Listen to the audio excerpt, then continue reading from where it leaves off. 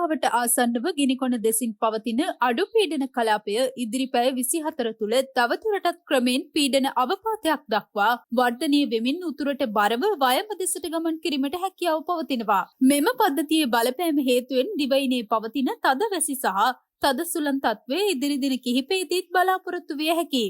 දිවයිනේ බොහෝ ප්‍රදේශවල විටින් විට වැසි හෝ ගිගුරුම් සහිත වැසි ඇති විය හැකියි. උතුරු මැද නැගෙනහිර මධ්‍යම සහ ඌව පළාත්වල ඇතැම් ස්ථානවල මිලිමීටර් 150ට වැඩි ඉතා තද වැසි ඇති විය හැකියි. දිවයිනේ සෙසු ප්‍රදේශවල ඇතැම් ස්ථානවලට මිලිමීටර් 100ට වඩා වැඩි තද වැසි ඇතිවනවා. දිවයිනේ බොහෝ ප්‍රදේශවල විටින් විට හමන පැයට කිලෝමීටර් 50ක 60ක පමණ තද සුළං ඇති විය හැකියි. තද සුළං සහ තද වැසි මගින් සිදුවන අනතුරු අවකර ගැනීමට අවශ්‍ය පියවර ගන්නා ලෙස කාලගුණ විද්‍යා දෙපාර්තමේන්තුව ජනතාවගෙන් ඉල්ලා සිටිනවා. එමෙන්ම ඉහත පද්ධතියේ බලපෑම හේතුවෙන් දිවයින වටාවන මුහුදු ප්‍රදේශවල සුළඟේ වේගය විටින් විට පැයට කිලෝමීටර් 60ත් 70ක් පමණ දක්වා ඉහළ යාමට ඉඩ ඇති හැයින් මුහුදු ප්‍රදේශ විටින් විට ඉතා රළු විය හැකියි. දිවයින වටාවන මුහුදු ප්‍රදේශවල ඉතා තද වැසි හෝ ගිගුරුම් සහිත වැසි ඇතිවනවා. පුත්තලම සිට කොළඹ, ගාල්ල, හම්බන්තොට, මඩකලපුව සහ ත්‍රිකුණාමලය හරහා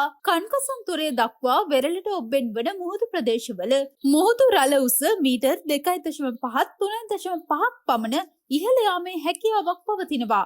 නැවත දැනුම් දෙනතුරු දිවයින වටාවන ගැඹුරු සහ නොගැඹුරු මුහුදු ප්‍රදේශවල දීවර සහ නාවක කටයුතු වලින් වැළකී සිටින ලෙසද කාලගුණ විද්‍යා දෙපාර්තමේන්තුව දැනුම් දෙනවා. නොවැම්බර් 29 වන දින දක්වා ඇතිවිය හැකි අයහපත් කාලගුණික තත්ත්වය පිළිබඳ විමසිලිමත් වන ලෙස ජනතාවගෙන් වැඩිදුරටත් ඉල්ලා සිටිනවා. හදිසි තත්ත්වයකදී ප්‍රාදේශීය ආපදා කළමනාකරන මධ්‍යස්ථාන නිලධාරීන්ගේ සහායද ලබා ගත හැකියි. කාලගුණ විද්‍යා දෙපාර්තමේන්තුව මගින් මේ සම්බන්ධව නිකුත් කරන ඉදිරි නිවේදන පිළිබඳ අවධානය යොමු කරන ලෙසද කාලගුණ විද්‍යා දෙපාර්තමේන්තුව ජනතාවගෙන් ඉල්ලා සිටිනවා.